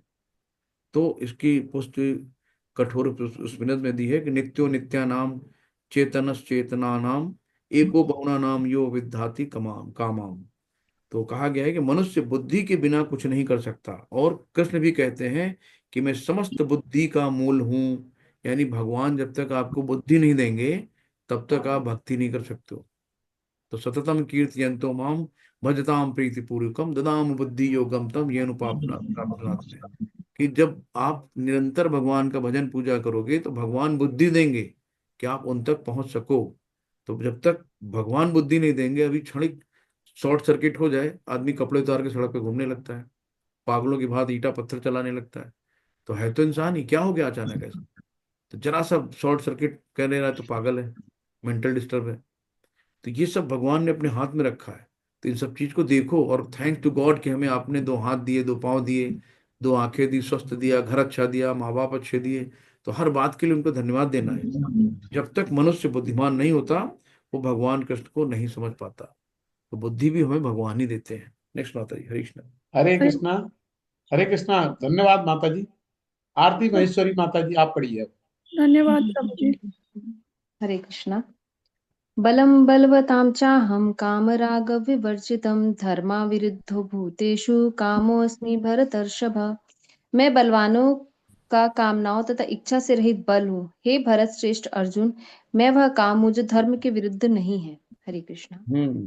जो खुद ही धर्म की स्थापना करते हैं, यदा यदा ही धर्मस्य ग्लानिर्भवत भारत, जो खुद ही धर्म की स्थापना करते हैं वो धर्म के विरुद्ध क्यों होंगे? तो मैं बलवानों का कामनाओं का तथा इच्छाओं से रहित बल हूँ। हे भरत श्रेष्ठ अर्जुन को कहा है कि मैं वो काम हूँ जो धर्म के विरुद्ध नहीं है। तो सभी इस जो मतलब इस प्रकार धर्म सनातन जितने भी संपत्ति मैथुन संतानोत्पत्ति के लिए होना चाहिए, अन्य कार्यों मतलब जो कहा गया है कि जो कामोत्तेजना, ये सब चीजें हैं सिर्फ संतानोत्पत्ति के लिए होना चाहिए, अन्य कार्यों के लिए नहीं। अतः माता पिता का उत्तरदायित्व है कि वो अपनी संतान को कृष्ण भावना भावित में लेके आए। यानी कि हमारा, अगर हम अपने बच्चों को ज्ञान नहीं दे पाए, अपने बच्चों को भक्त नहीं बना पाए, तो हम सबसे बड़ा पाप कर रहे हैं। तो हमें करना क्या है? वार विकेट्स एट होम, कि अपने घर घर वालों को हम लोग नहीं समझा पाते हैं, बाहर वालों को समझा लेते हैं, लेकिन घर वाले को समझना बड़ा मुश्किल होता है, ये कठिन काम है। तो हमें क्या करना है कि अपने घर वाले, अपने सराउंडिंग, अपने रिश्तेदार, नातेदार, पड़ोसी, धीरे धीरे हमें कृष्ण के बारे में उनको बात करनी है। और जो अभक्त हैं उनको उनसे बात ही नहीं करनी। एक दो बार उनको बात करके देखो, अगर वो सुनते हैं तो ठीक है, नहीं तो उनके पीछे अपना समय नहीं बर्बाद करो। तो भगवान जब उनको बुद्धि देंगे तब आएंगे। जब तक भगवान उनको बुद्धि नहीं देंगे तो भक्ति में नहीं आएंगे। लेकिन हमें क्या करना है? भगवान का आगे से आगे प्रचार करना, भगवान के बारे में लोगों को बताना है। इससे भगवान प्रसन्न होते हैं। हरे कृष्ण माता। नेक्स्ट। जी। ये चैव सात्विका भावा राजसास्तामशास्त्र ये मत्त एवेति तान् विद्धि न त्वहं तेषु ते मयि। तुम जान लो कि मेरी शक्ति द्वारा सारे गुण प्रकट होते हैं, चाहे वह सतोगुण हो, रजोगुण हो या तमोगुण हो। एक प्रकार से मैं सब कुछ हूँ, किंतु हूँ स्वतंत्र। मैं प्रकृति के गुणों के अधीन नहीं हूँ, अपितु वो मेरे अधीन है। हरे कृष्णा। हरे कृष्ण। भगवान ने कहा ना कि जितने भी सारे गुण हैं, चाहे सतो तमो रजो, सब भगवान के द्वारा प्रकट हुए हैं। और भगवान सब कुछ है फिर भी स्वतंत्र है। भगवान किसी के भी बंधन में नहीं बनते हैं। भगवान गुणातीत है, भगवान किसी भी बंधन में नहीं है, भगवान एकदम स्वतंत्र हैं और किसी के अधीन नहीं है। बाकी हम सब उन्हीं के अधीन हैं। तो जैसे कि एक उदाहरण दिया है कि राजा राज्य के नियमानुसार कोई दंडित हो सकता है, किंतु नियम बनाने वाला राजा उस नियम के अधीन नहीं है। मतलब अगर चोर को जेल में बंद किया गया तो उसके लिए एक नियम कानून है, लेकिन राजा उस जेल में कभी भी जा सकता है और कभी भी आ सकता है, उसके लिए कोई नियम नहीं है। जब मर्जी हो चला गया, खुलवा के देखा, फिर बाहर वापस आ गया, तो राजा के लिए वो नियम नहीं है। इसी तरह प्रकृति के सभी गुण, सतो रजो तमो गुण, भगवान कृष्ण से उद्दम है, किंतु कृष्ण प्रकृति के अधीन नहीं है, इसलिए वो निर्गुण है। और जिसका तात्पर्य है कि सभी गुण उनसे अद्भुत हैं, उद्भूत हैं, किंतु ये उन्हें प्रभावित नहीं करते। ये भगवान का विशेष लक्षण है। हरे कृष्ण। बताइए नेक्स्ट। त्रिभिर्गुणमयैर्भावैरेभिः सर्वमिदं जगत् मोहितं नाभिजानाति मामेभ्य परमव्ययम्। तीन गुणों सतो रजो तथा तमो के द्वारा मोहग्रस्त यह सारा संसार मुझ गुणातीत तथा अविनाशी को नहीं जानता। हरे कृष्ण। हरे कृष्ण। तो जो तीनों गुणों के बारे में बताया गया है कि मोहग्रस्त ये सारा संसार मुझ गुणातीत तथा अविनाशी को नहीं जाता, यानी कि अगर सतोगुण है वो भी हमें बांधता है। सतोगुण में आराम से आदमी कहता रहे मुझे तो बहुत ज्ञान है, मुझसे ज्यादा ज्ञानी कौन है, तो वो भी उसका बंधन है। तो ये नहीं कि हम रजोगुण और तमोगुण में बंध रहे हैं। रजोगुण में आदमी अपनी इच्छाओं, अनंत इच्छाएं होती है, उसी में चूर रहता है, उसके पास टाइम ही नहीं रहता किसी चीज के लिए। वो अपना धन अर्जन करने में, अपनी शान शौकत बढ़ाने में लगा रहता है 24 घंटे, तो उसमें बंधा रहता है। तमोगुण वाला आलस्य निद्रा प्रमाद में बंधा रहता है। लेकिन सतोगुण वाला भी बंधन में बनता है कि उसको ज्ञान का अहंकार होता है, भक्ति का अहंकार होता है ना, कि जहां ज्यादा अहंकार होता है फिर वहीं आदमी मुंह के बल गिरता है। तो पुण्य कर्म अगर हम बहुत ज्यादा करते हैं तब भी हमें क्या होता है, बहुत ज्यादा स्वर्ग तक जाएंगे। और जैसे हमारे पुण्य कर्म क्षीण होते हैं फिर हमें वापस आना पड़ता है। तो हमें करना क्या है कि टोटली सरेंडर करना है भगवान के प्रति, अनकंडीशनल लव करना है। तभी हम तीनों गुणों से बाहर निकल पाएंगे, यानी गुणातीत बन पाएंगे। तो मन से प्रार्थना करनी भगवान की, है ना, रो के गिड़गिड़ा के भगवान से, भगवान की भक्ति, भगवान से बुद्धि मांगनी है, हमें बुद्धि दो इसमें भक्ति कर सके। ये चीजें होती हैं, तभी हम इनसे चीजों से बाहर निकल पाते हैं। तो कृष्ण भावनामृत प्रकृति के इन तीन गुणों से परे है। जो लोग निसंदेह कृष्ण भावनामृत में स्थिर है वो वास्तव में मुक्त है। हरे कृष्णा। नेक्स्ट माता जी। देवी हेषा गुणमयी मम माया दुरत्यया मामेव ये प्रपद्यन्ते मायामेतां तरन्ति ते। प्रकृति के तीन गुणों वाली मेरी देवी शक्ति को पार कर पाना कठिन है, किंतु जो मेरे शरणागत हो जाते हैं वे सरलता से इसे पार कर जाते हैं। हरि बोल। हरि बोल। तो कितना सरल उपाय भगवान ने बताया, जो मेरे शरणागत होते हैं, है ना। तो अनकंडीशनल लव करना है, पूर्ण रूप से समर्पित होना है भगवान पे। तो साफ साफ लिख दिया, जो मेरे शरणागत होते हैं भव सागर से पार हो जाते हैं। तो हमें शरणागत होना है। तो तीन गुणों की रस्सी से मुक्ति पाने के लिए कृष्ण की शरण में जाना है। तो ये गुण क्या होता है, गुण का मतलब होता है रस्सी। तो हम रस्सी से बंधे हैं, तो हमें हमारा बंधन खोलेगा कौन, जो खुला होगा, जो मुक्त आत्मा होगा, जो मुक्त होगा वही खोलेगा। और मुक्त आत्मा हमारे गुरु महाराज होते हैं। तो गुरु ही हमें इन बंधनों से, इन रस्सियों से खोल सकते हैं बंधनों के। तो अविनाशी यानी कि परा तथा अपरा शक्तियां भगवान से उद्भूत होने के कारण नित्य हैं। तो नित्य मतलब कभी इनका नाश नहीं होता है। इनको अविनाशी कहते हैं, नित्य, जो नित्य नित्यानंद है। तो जीव भगवान की पराशक्ति से संबंधित होते हैं, किंतु अपराशक्ति अर्थात पदार्थ के द्वारा दूषित होने के से उसका मोह भी नित्य होता है। अतः बद्ध जीव नित्य बद्ध कहलाता है ना। कोई भी उसके बद्ध होने की तिथि को नहीं बता सकता। फलस्वरूप प्रकृति के चंगुल से उसे छूट पाना अत्यंत कठिन है, भले ही प्रकृति अपरा शक्ति क्यों ना हो, क्योंकि भौतिक शक्ति परमेच्छा द्वारा संचालित होती है, जिसे लांग पाना जीव के लिए कठिन है। भगवान ने एक मायावी शक्ति भेजी है, माया यानी दुर्गा देवी जो है, दुर्ग जेल को कहते हैं। तो दुर्गा देवी यहाँ की जेलर हैं। तो वो सबको राइट टाइम करती हैं। तो हमें क्या करना है कि माया से हम तभी निकल पाएंगे बाहर, जब तक हम योग माया पे नहीं पहुंचेंगे भगवान से नहीं मिल सकते। तो माया हमें खींचती है भगवान के से दूर ले जाने के लिए, लेकिन हमें फिर भी निरंतर प्रयास करके भगवान के करीब जाना है। हरे कृष्णा। नेक्स्ट माता जी। न मां दुष्कृतिनो मूढ़ा प्रपद्यन्ते न राधमाः माययापहत ज्ञाना आसुरीं भावमाश्रिताः। जो निपट मूर्ख है, जो मनुष्यों में अधम है, जिनका ज्ञान माया द्वारा हर लिया गया है, तथा जो असुरों की नास्तिक प्रकृति को धारण करने वाले, ऐसे दुष्ट मेरी शरण ग्रहण नहीं करते। हरे कृष्णा। हरी बोल। तो क्या बोला? नंबर एक, जो निपट मूर्ख हैं। नंबर दो, जो मनुष्यों में अधम हैं। नंबर तीन, जिनका माया द्वारा ज्ञान हर लिया गया है। और नंबर चार, जो असुरों की नास्तिक प्रकृति को धारण करने वाले हैं। तो नास्तिक जो ईश्वर को नहीं मानते, ऐसे दुष्ट मेरी शरण ग्रहण नहीं करते। तो भगवान ने कहा कि इतने लोग, यानी कि जो चार लोग हैं, निपट मूर्ख हैं, मनुष्यों में अधम हैं, और मतलब अधम मनुष्यों में अधम मतलब जो नीचे गिरे हैं, निम्न कोटि के हैं, जिनका ज्ञान माया द्वारा हर लिया गया हो, और जो असुरों की नास्तिक प्रवृत्ति, जो भगवान को नहीं मानते, नास्तिक प्रवृत्ति वाले होते हैं, ऐसे दुष्ट भगवान की शरण में नहीं आते हैं। तो भगवान ने चार कैटर बता दिए कि ऐसे चार लोग भगवान के चरण कमलों को ग्रहण नहीं करते, उनकी शरण नहीं पाते। नेक्स्ट माता जी। तो ये थोड़ा सा तात्पर्य बड़ा है, तो आप लोग पढ़ लीजिएगा, बहुत अच्छा प्रभुपाद जी ने दिया है, 2-3 पेज का है ना? उसको थोड़ा सा पढ़ लें। हरे कृष्ण। चतुर्विधा भजन्ते माम जनाः सुकृतोऽर्जुन आर्तो जिज्ञासु अर्थार्थी ज्ञानी च भरतर्षभ। हे भरत श्रेष्ठ, चार प्रकार के पुण्यात्मा मेरी सेवा करते हैं, आर्त, जिज्ञासु, अर्थार्थी तथा ज्ञानी। हरि बोल। हरे कृष्ण। तो इसमें क्या है कि चार तरह के भगवान ने बताया कि चार तरह के कैसे लोग जो मेरी शरण में नहीं आते। अब चार तरह के लोग जो भगवान की शरण में आते हैं, तो पुण्य आत्माएं उनको कहते हैं। कौन है? आर्थ, जिज्ञासु, अर्थार्थी तथा ज्ञानी। तो चार लोग भगवान की शरण में आते हैं। तो आर्थ का मतलब क्या हो गया? जो दुखी। जैसे कि दुखी कौन था, उसमें कहानी में लोगों ने पढ़ी थी, गजेंद्र हाथी की।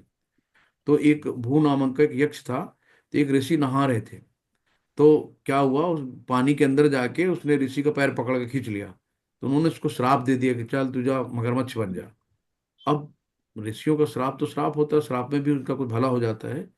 और उसका अब उसने क्या करा, एक बार जब हाथी, गजेंद्र की भी कहानी है कि जब वो हाथी उस तालाब में स्नान करने गए, यानी गजेंद्र महाराज थे, पहले के भक्त थे, तो उस मगरमच्छ ने उस भक्त का पैर पकड़ लिया। यानी कि मुक्ति तब मिलनी है हमें भक्त के पैर पकड़ने हैं।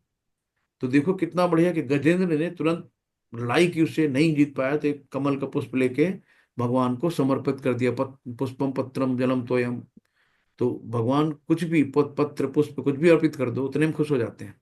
तो जैसे ही फूल अर्पित किया भगवान को, स्वयं भगवान आ गए गरुड़ पे बैठ के, चक्र सुदर्शन मारा, तो मगरमच्छ का गला कट गया, यानी कि भगवान के द्वारा मारा गया। तो भगवान के द्वारा मारे के तुरंत मुक्ति मिल गई।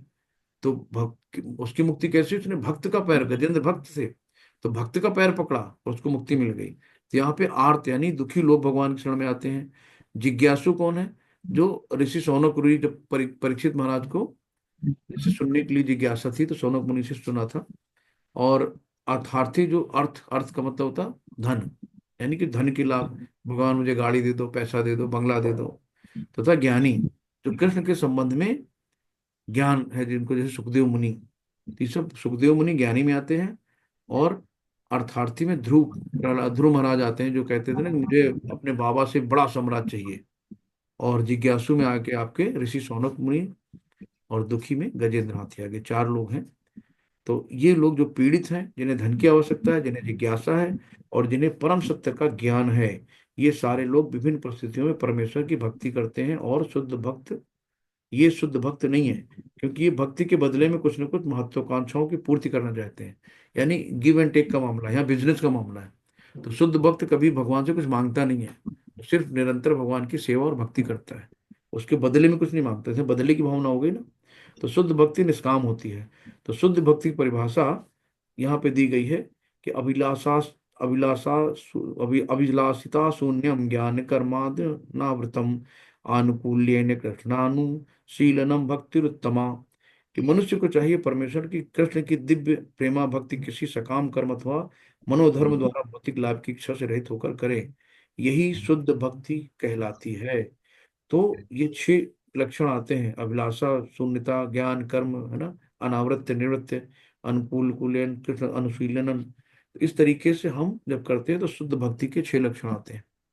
तो जब ये 4 प्रकार के लोग परमेश्वर के पास भक्ति के लिए आते हैं, तो शुद्ध भक्ति की संगत से पूर्णतः शुद्ध हो जाते हैं, तो भी ये शुद्ध भक्त हो जाते हैं। तो भक्तों का इतना बड़ा महत्व है, तो भक्तों के संग का बहुत बड़ा महत्व है। तो इस तरीके से शुद्ध भक्ति की अवस्था तक पहुंचने के लिए मनुष्य को इन सबों को लागना होगा। हरे कृष्णा। नेक्स्ट बताइए। तेषां ज्ञानी नित्युक्त एक भक्तिर्विशिष्यते प्रियो हि ज्ञानी नोत्यर्थ महम स च मम प्रियः।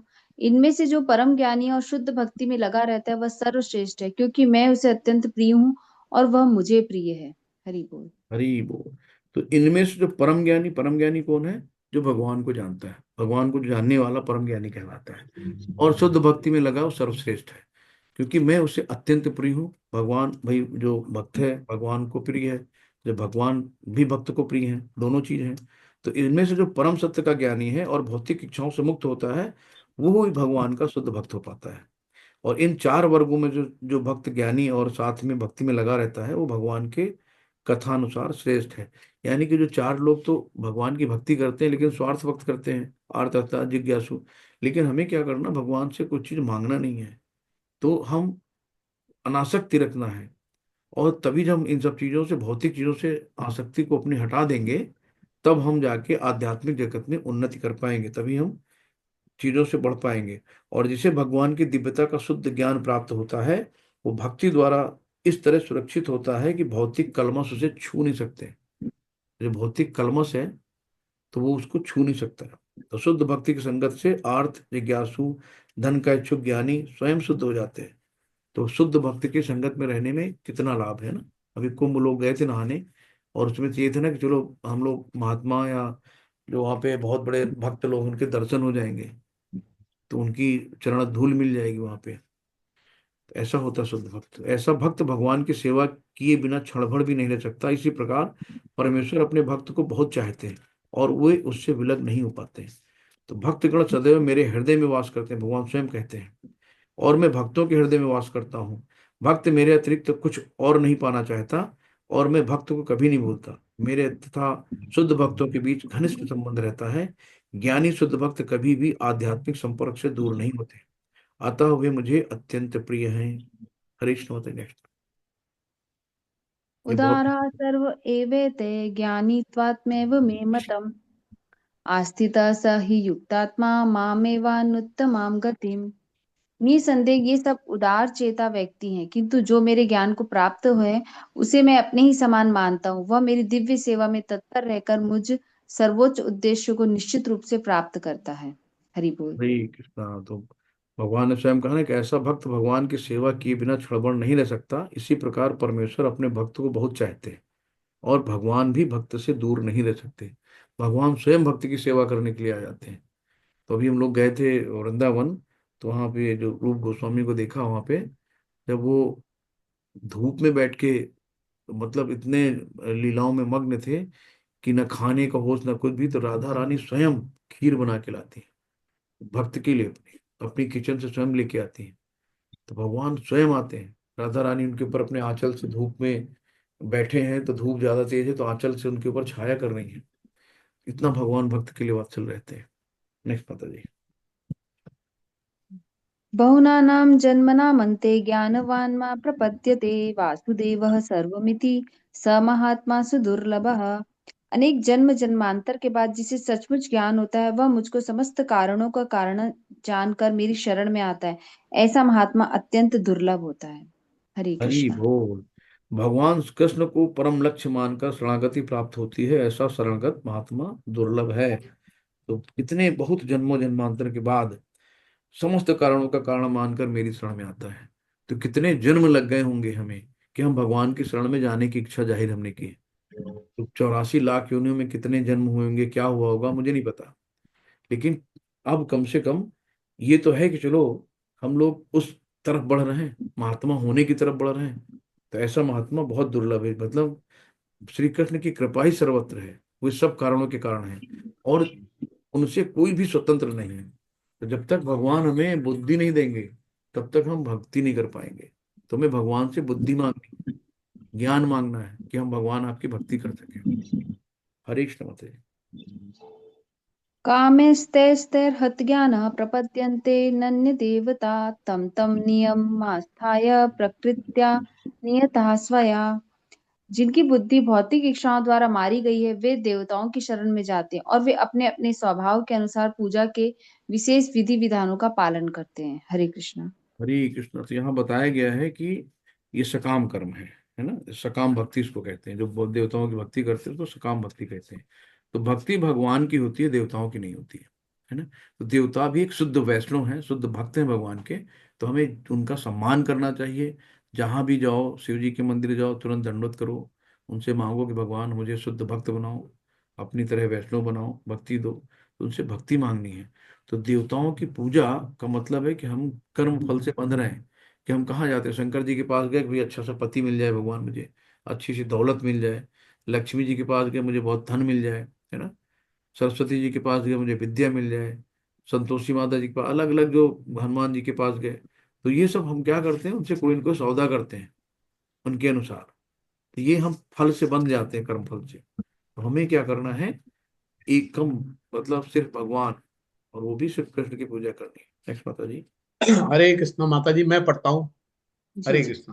हरे कृष्णा। Thank you. यो यो यायाम तनु भक्त श्रद्धा या चित्त इच्छितम तस्य तसाम चलाम श्रद्धा तामेव विद्या अहम। मैं प्रत्येक जीव के हृदय में परमात्म स्वरूप स्थित हूँ। जैसे ही कोई किसी देवता की पूजा करने की इच्छा करता है, मैं उसकी श्रद्धा को स्थिर करता हूँ, जिससे वह उसी विशेष देवता की भक्ति कर सके। हरे कृष्ण। हरी बोल। तो कहे नहीं प्रभु की जाकी रही भावना जैसी, प्रभु मूरत देखी तिन जैसी। भगवान कहते हैं कि तुम किसी भी तरीके से किसी की पूजा करते हो, आए घूम फिर के आओगे मेरे पास। तो भगवान कहते हैं कि प्रत्येक हृदय में परमात्मा स्वरूप स्थित हो, हर जगह भगवान स्थित है। तो जैसे ही किसी की देवता की पूजा करने की इच्छा करता है, तो मैं उसके श्रद्धा, जाओ जाओ ठीक, तुम शंकर भगवान मानो मानो, तुम दुर्गा जी को मान रहे मानो, उन्हीं को मानो। तो वैसे भगवान उनको विशेष देवता की भक्ति कर सके, वैसे उनको श्रद्धा उनमें स्थित कर देते हैं।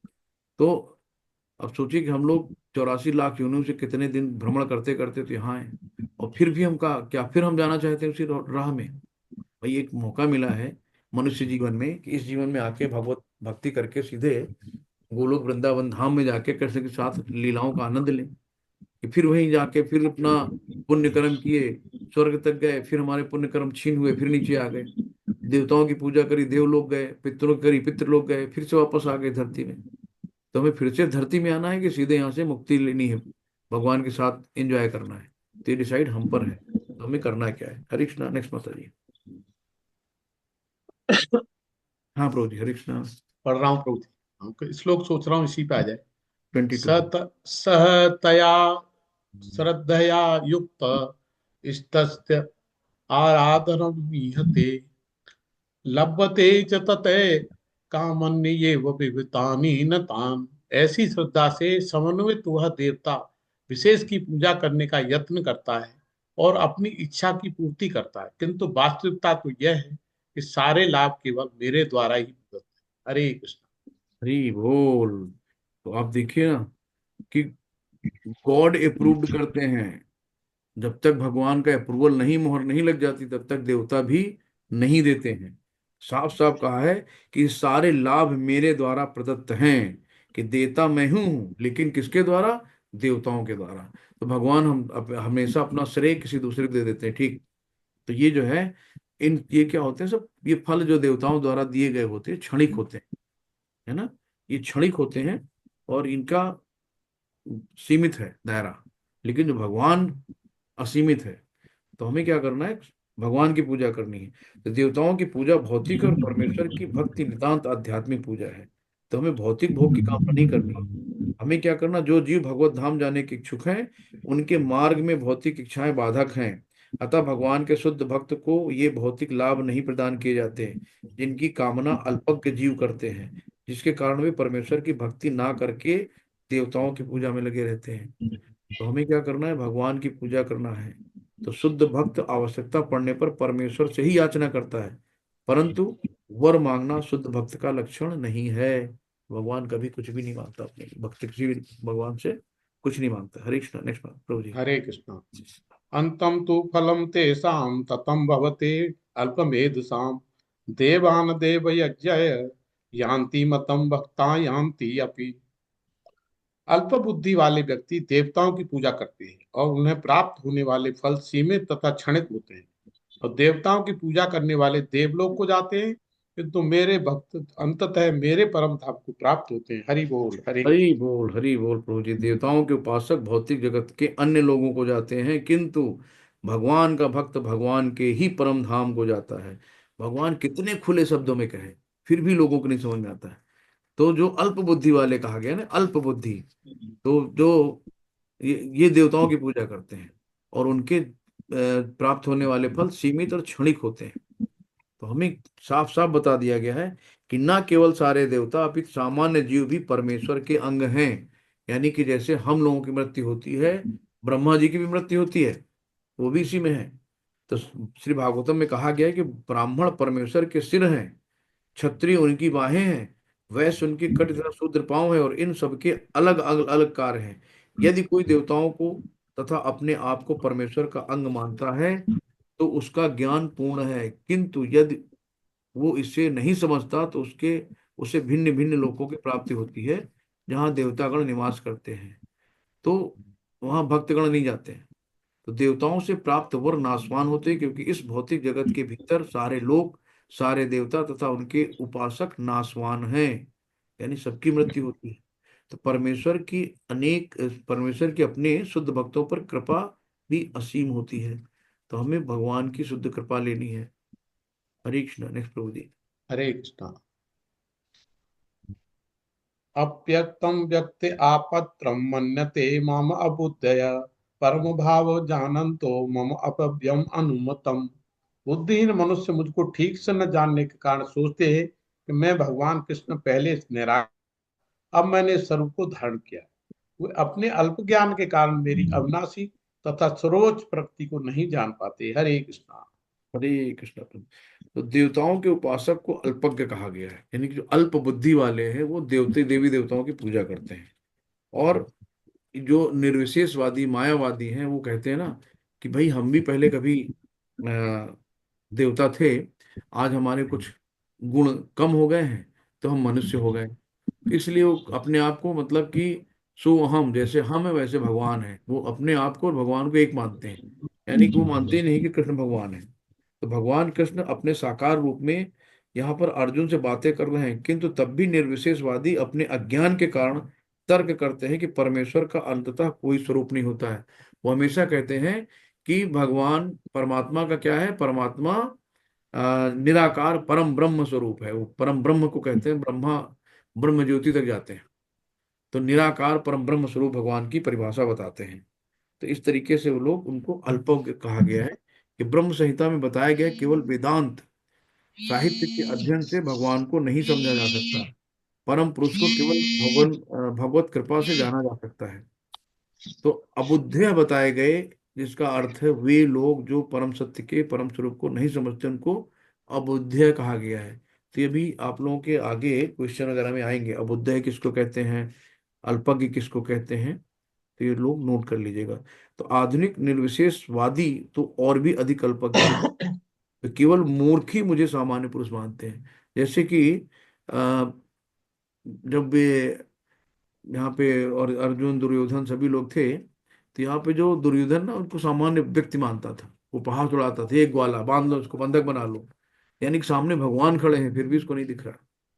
तो ऐसे व्यक्ति मूर्खी होते हैं। तो भक्ति के द्वारा ही उन्हें समझा जा सकता है कि जब मनुष्य हरे कृष्ण कृष्ण कृष्ण हरे हरे, हरे राम राम राम हरे हरे, इस महानतम जब से प्रारंभ करके कृष्ण भावनामृत में पूर्णतः तन्मय हो जाता है, तभी वो भगवान को समझ सकता है। तो हमें जब तक हमारे मन के कल्मश दूर नहीं होंगे, और वो होंगे कैसे, माला जप से होंगे, निरंतर अभ्यास से होंगे। तो जो लोग काम इच्छाओं से अंधे हैं वे अन्य देवताओं की शरण में जाते हैं, जो कृष्ण के भक्त हैं वो कृष्ण लोक को जाते हैं। तो हमें क्या है, कृष्ण लोक जाना है, कृष्ण के भक्त बनना है। हरे कृष्ण प्रभु जी। नेक्स्ट। हरे कृष्णा।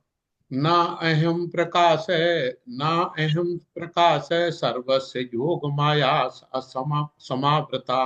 मूढ़ो अयम न नाभि अजानाति लोको मानज अगव्यव्यम। मैं मूर्खों तथा अल्पियों के लिए कभी भी प्रकट नहीं हूँ। उनके लिए न तो मैं अपनी अंतरंगा शक्ति द्वारा आच्छादित रहता हूँ, उनके लिए तो मैं अपनी अंतरंगा शक्ति द्वारा आच्छादित रहता हूँ। अतः वह यह नहीं जान पाते कि मैं अजन्मा तथा अविनाशी हूँ। हरे कृष्णा। हरे कृष्णा। तो जो अंतरंगा शक्ति जो है भगवान की, अलाहादीनी शक्ति जो है, इसको योग माया भी कहते हैं। तो जैसे यशोदा मैया को जब भगवान को कहते, चलो लल्ला मुंह खोलो, तुमने मिट्टी खाई है? कहीं ना माई, मैंने नहीं खाई। जब मुंह खोलते तो पूरा ब्रह्मांड दिख जाता है। तो फिर भी माँ तो माँ है ना, तो उनको देख के ये क्या है। तो ये अंतरंगा शक्ति द्वारा उनको विस्मृत कर देते हैं उनकी बुद्धि, कि अगर वो भगवान मान लेंगे तो फिर डंडी लेके कौन दौड़ाएगा? बच्चे को मार कौन दौड़ाएगा? डंडी लेके दौड़ा रहे भगवान को, वो रस्सी से बांध रहे हैं उनको, उनकी पिटाई हो रही है भगवान की। तो जो माँ बेटे का रस है, मातृत्व, तो कैसे जाएगा? तो इसलिए वो अपनी उनकी जो उनके दिमाग को विस्मृत कर देते हैं, कि वो देख के भी नहीं देखती हैं। और ऐसे ही जब कृष्ण विद्यमान थे तो उन्हें भगवान के रूप में समझने वाले व्यक्ति थोड़ी थे। तो जब कुरु सभा में शिशुपाल ने कृष्ण के सभाध्यक्ष चुने जाने का विरोध किया, जब वहां पे अध्यक्ष चुना गया पूरी सभा का, तो शिशुपाल ने विरोध किया, कह रहे ये तो कौन सा ब्राह्मण है, ये तो ग्वाला है, ये छलिया है, इसको आप लोग यहाँ पे मठाधीश बना रहे हो, यहाँ पे गद्दी पे बैठा रहे हो। तो सामने भगवान खड़े हैं, लेकिन उसको नहीं दिख रहा है। तो इस प्रकार पांडव तथा कुछ अन्य लोग उन्हें परमेश्वर के रूप में जानते थे, तो बाकी सब लोग तो उनको परमेश्वर जानते थे। तो उसमें अपने भीष्म पितामह भी थे कि जो जानते थे भगवान है ये। कृष्ण कहते हैं कि उनके विशुद्ध भक्तों के अतिरिक्त अन्य सारे लोग उन्हें अपनी तरह समझते हैं। वे अपने भक्तों के समक्ष ही आनंद के आगार के रूप में प्रकट होते हैं, किंतु अन्यों के लिए, अल्पज्ञ भक्तों के लिए, वे अपनी अंतरंगा शक्ति से आच्छादित रहते हैं। भगवान उनके दिमाग में बात डालते ही नहीं है, उनको मूर्ख है तो मूर्ख ही बने रहो। और यहाँ पे कि ये उपदेशामृत में बढ़िया सा श्लोक दिया है कि कृपया इस तेज को हटा लें, क्योंकि आपके सच्चिदानंद विग्रह के दर्शन में बाधक है। भगवान अपने दिव्य सच्चिदानंद रूप में ब्रह्म ज्योतिर की अंतरंगा शक्ति से आवृत रहते हैं। भगवान के शरीर का तेज इतना होता है कि हम लोग उनको देख ही नहीं सकते। हमारी आंखें दरवाजे से बाहर नहीं देख सकती, खिड़की के बाहर, दीवार के बाहर नहीं देख सकती। तो भगवान को देखने के लिए दिव्य ज्योति चाहिए, दिव्य नयन चाहिए। अंधे हो जाएंगे इतनी तेज लाइट में। यहाँ तो एक बल्ब को देखने के लिए कहो तो लगता है आंख में रोशनी आ रही है, सूरज को देख ही नहीं सकते, भगवान को कहाँ देख पाएंगे? तो भगवान कृष्ण न केवल अजन्मा है अपितु अव्यय है, वे सच्चिदानंद रूप है, उनकी शक्तियां भी अव्यय हैं। नेक्स्ट प्रभु जी। हरे कृष्णा। सारे वेद अहम सब तीते तान वर्तमानानि च अर्जुन भविष्याणि च भूतानि मातु वेदम च कश्चन। हे अर्जुन, श्री भगवान होने के नाते मैं जो कुछ भूतकाल में घटित हो चुका है और वर्तमान में घटित हो रहा है और आगे जो होने वाला है वह सब कुछ जानता हूँ। मैं समस्त जीवों को भी जानता हूँ, किंतु मुझे कोई नहीं जानता। हरे कृष्णा। हरि वो। तो भगवान अंतर्यामी है ना, वो हर व्यक्ति के दिल में रहते हैं, हर घट घट में ब्रह्म है दुनिया जाने ना है। भगवान हर घट में, हर घर, हर हृदय में है। तो क्षीरोदक्षाई विष्णु के रूप में भगवान सबके दिल में बैठे हैं, सबके बारे में जानते हैं, भूत भविष्य। तो अर्जुन के बारे में जानते हैं कि इसका क्या होना है, तो इसीलिए अर्जुन को समझा रहे हैं। तो हम क्या करना चाहते हैं कि हम केवल भक्ति से ही भगवान को जान सकते हैं। भगवान तो सबको जानते हैं, हम भगवान को कैसे जानेंगे? तो सिर्फ एक ही रास्ता है, भक्ति, है ना। तो हमें भक्ति करनी चाहिए अगर भगवान को जानना है। तो जैसे आकाश में बादल इन सबों को अल्पकाल के लिए ढक सकता है, किंतु ये आवरण हमारी दृष्टि तक ही सीमित है, कि लगा के बादल आ गया, धूप चली गई। सूर्य चंद्रमा तथा तारे समुच्च ढके नहीं रहते हैं। इसी प्रकार माया परमेश्वर को आच्छादित नहीं कर सकती। वे अपनी अंतरंगा शक्ति के कारण अल्पज्ञों को दृश्य नहीं होते। जैसा कि इस अध्याय के 33 श्लोक में कहा गया था कि करोड़ों पुरुष में से कुछ ही सिद्ध बनने का प्रयत्न करते हैं, और सहस्त्रों से ऐसे सिद्ध पुरुष में से कोई एक भगवान कृष्ण को समझ पाता है। तो हजारों हजारों में से कोई एक, बहुनाम जन्मनानवन्ते ज्ञानवान माम प्रतते। तो ऐसे ही कोई एक हजारों में से होता है जो भगवान को जान सकता है। हरे कृष्णा प्रभु। नेक्स्ट। हरे कृष्णा। इच्छादेश समुत्थेन द्वंद्व मोहेन भारत सर्वभूतानि सम्मोहम सर्गे यान्ति परम तप।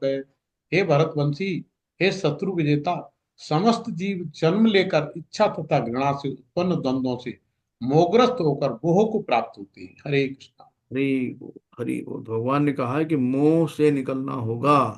तो जो इच्छा घृणा है ना, ये बहुत घातक है। तो हमें इन सब मोह से निकलना होगा। तो इसमें कि द्वंद्व क्या है, कि हमेशा जो है मान अपमान, सुख दुख, स्त्री पुरुष, अच्छा बुरा, है ना, दुख सुख, आनंद पीड़ा, ऐसे द्वंद्व, द्वंद्व मतलब अपोजिट, ये जो हम बता रहे हैं अपोजिट है, इसी में घिरा रहता है।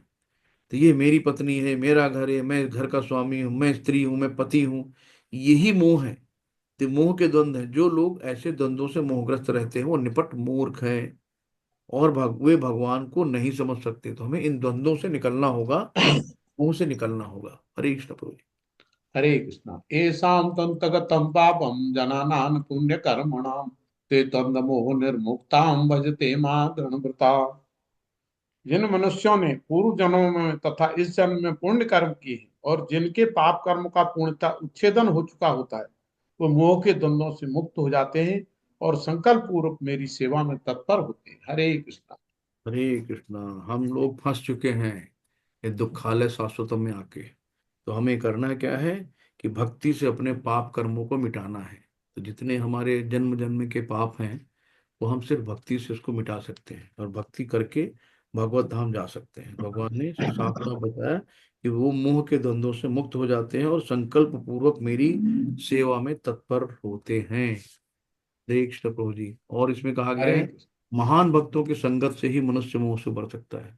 तो बार बार आता है संगत, यानी हमें भक्तों का संग बहुत जरूरी है। हम अकेले कुछ नहीं कर सकते हैं। तो बिना भक्तों के संगत से हम मोह से भी नहीं निकल सकते हैं। तो यदि कोई सचमुच मुक्ति चाहता है तो उसे भक्तों की सेवा करनी चाहिए, दासानुदास। हरि बोल प्रभु जी। हरे कृष्णा। नेक्स्ट। हरे कृष्णा। जन्म मरण मोक्षाय मामश्रित्य यतन्ते ये ते ब्रह्म तत्विन्दु कृत अध्यात्म कर्म चाखिलम। जो जरा तथा मृत्यु के मुक्त हो पाने के लिए यत्नशील रहते हैं, वे बुद्धिमान व्यक्ति मेरी भक्ति की शरण ग्रहण करते हैं। वे वास्तव में ब्रह्म है, क्योंकि वे दिव्य कर्मों के विषय में पूरी तरह से जानते हैं। हरे कृष्णा। हरे कृष्ण। वास्तव में वो ब्रह्म, ब्रह्म यहाँ आत्मा को भी कहा गया है, कि जो, अब इसमें क्या गया, शुद्ध भक्ति करके हम बैकुंठ में जा सकते हैं। हमें बैकुंठ, यहाँ पे जिसे आध्यात्मिक शरीर प्राप्त होता है वो भगवान का पार्षद बन जाता है और नित्य भक्ति करता है, वही मुक्त है। अहम ब्रह्मांश, यानी मैं आत्मा हूँ। कहा गया है कि मनुष्य को चाहिए कि वो ये समझे कि मैं ब्रह्म या आत्मा हूँ। जीवन का यह ब्रह्म बोध ही भक्ति है। शुद्ध भक्त ब्रह्म पद पर आसीन होता है और दिव्य कर्मों के विषय में सब कुछ जानते रहते हैं। तो ब्रह्मभूत प्रसन्न आत्मा न सोचति न कांक्षति। तो ऐसी चीजें जो होती हैं, केवल ऐसे व्यक्ति जो कृष्ण भावना अपने कर्म करते हैं वे ही ब्रह्म कहलाने के अधिकारी हैं, क्योंकि वे सचमुच कृष्ण धाम पहुंचने के लिए प्रयत्नशील रहते हैं। ऐसे व्यक्तियों को कृष्ण के विषय में कोई भ्रांति नहीं रहती, और वे सचमुच ब्रह्म है। जो लोग भगवान की अर्चा यानी विग्रह स्वरूप की पूजा करने में लगे रहते हैं, या भव बंधन से मुक्ति पाने के लिए निरंतर भगवान का ध्यान करते हैं, वे भी ब्रह्म अधिभूत आदि के तात्पर्य को समझते हैं। हरे कृष्ण। नेक्स्ट। स स अधिभूतं देवं मा स अधियज्ञं च देवविदु प्रणय काले अपि च माते माते विदु युक्त चेतस है। जो मुझ परमेश्वर को मेरी पूर्ण चेतना में रहकर मुझे जगत का और देवताओं का तथा समस्त यज्ञ विधियों का नियामक जानते हैं, वे अपनी मृत्यु के समय भी मुझ भगवान को जान और समझ सकते हैं। हरे कृष्णा प्रभु। हरि बोल। तो ये 29वां और 30वां श्लोक, जो दो श्लोक हैं 7वें अध्याय के, ये कनेक्टिंग है 8वें अध्याय के पहले श्लोक से। तो हम लोग जब पहला श्लोक 8वां का पढ़ेंगे तो फिर से हम लोग ये दो श्लोक पढ़ेंगे। तो यहाँ पे क्या है, कि जो मुझ परमेश्वर को मेरी पूर्ण चेतना, यानी भगवान में पूर्ण रूप से मन लगाना, पूर्ण चेतना होगी है, में रहकर मुझे जगत का, देवताओं का तथा समस्त गतिविधियों का नियामक, नियामक मतलब कंट्रोलर, जो कंट्रोल करता है, जानते हैं, वे अपनी मृत्यु के समय भी मुझ भगवान को जान और समझ सकते हैं। तो जब हम शुरू से चीजों को जानते रहेंगे तभी तो हम आखिरी समय भगवान को जान पाएंगे। तो अंत काले च माम एवं अभी आएगा। तो धीरे धीरे ऐसी दिव्य संगत से मनुष्य का भगवान में विश्वास बढ़ता जाता है। अतः मृत्यु के समय ऐसे कृष्ण भावनाओं में व्यक्ति कृष्ण को कभी भुला नहीं पाता। अतः वो सहज भगवत धाम गोलोक वृंदावन को प्राप्त होता है। तो कृष्ण भावना मत का शुभारंभ ऐसे व्यक्तियों के सानिध्य से होता है जो कृष्ण भावनामयित होते हैं। तो ऐसा सानिध्य आत्मिक आध्यात्मिक होता है। तो इसमें जो है मनुष्य जीवन कृष्ण भावनामृत को पुनः प्राप्त करने के लिए मिला है। तो हमें क्या है कि हमें एक बार भगवान ने मौका दिया है, इस मौके को हमें ऐसे ही नहीं जाने देना है। तो इसका सदुपयोग करना है। इसका सदुपयोग परमेश्वर की अहेतु की कृपा प्राप्त करने के लिए करना चाहिए। तो भगवान कृष्ण के नित्य दास के रूप में अपनी स्वाभाविक स्थिति को प्राप्त करना है हमें। ऐसी अवस्था में शुद्ध भक्ति में परमेश्वर के श्रवण तथा गुणगान में आनंद पाता है। उसे पूर्ण विश्वास रहता है कि ऐसा करने से उसके सारे उद्देश्यों की पूर्ति होगी। ऐसी दृढ़ श्रद्धा दृढ़ भक्त कहलाती है और यह भक्ति योग तथा दिव्य प्रेमा भक्ति की शुरुआत होती है। समस्त शास्त्रों का भी यही मत है। तो हमें क्या करना है कि भगवान की प्रेमामयी भक्ति करके भक्ति धाम भगवत धाम जाना है, यहाँ नहीं रहना। तो हमें इन सब चीजों में एक चीज मिली कि हमें वाया वाया नहीं जाना है, डायरेक्ट कृष्ण की सेवा करके कृष्ण तक पहुंचना है, कृष्ण को जाना है, कृष्ण को पाना, हमारा यही लक्ष्य है।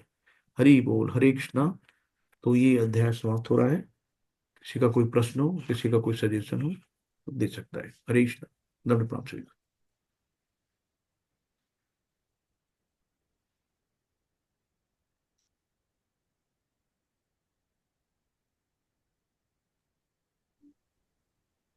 प्रभु जी हरे मेरा कृष्णा।